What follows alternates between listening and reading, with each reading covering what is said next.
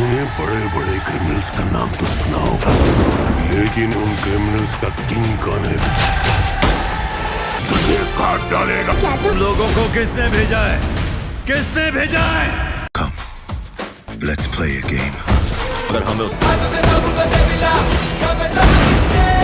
Hello friends, आज हम इस वीडियो में बात करने वाले हैं थलापति विजय की मच अवेटेड जननायकन मूवी के बारे में और इसकी रिलीज डेट क्या होने वाली है। तो आइए उस पर बात करते हैं। विजय सर की ये लास्ट मूवी होने वाली है क्योंकि उसके बाद वो पॉलिटिक्स में जाने वाले हैं। अगर जननायकन मूवी के बजट की बात करें तो इस मूवी का 300 करोड़ बजट होने वाला है। जननायकन मूवी में आपको थलापति विजय, बॉबी देओल, पूजा हेगड़े, ममिता बैजू और प्रकाश राज के साथ गौतम वासुदेव मेनन आपको इस मूवी में देखने को मिलेंगे। कुछ रिपोर्ट्स की माने तो शायद मूवी में कैमियो में हमें लोकेश कनगराज, नेल्सन दिलीप कुमार, एटली और अनिरुद्ध का कैमियो होने वाला है।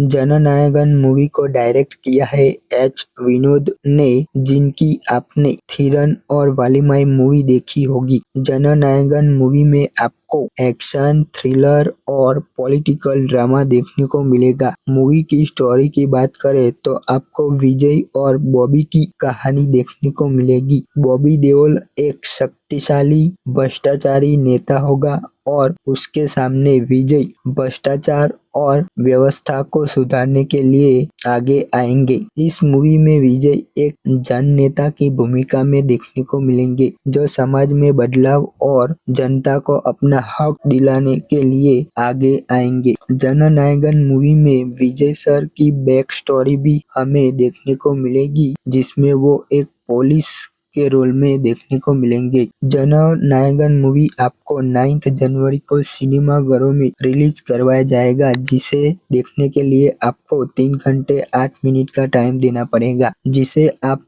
तमिल, तेलुगु, कन्नड़ा, मलयालम के साथ हिंदी में देख सकते हो, जिसे हिंदी में जन नेता के नाम से रिलीज किया जाएगा।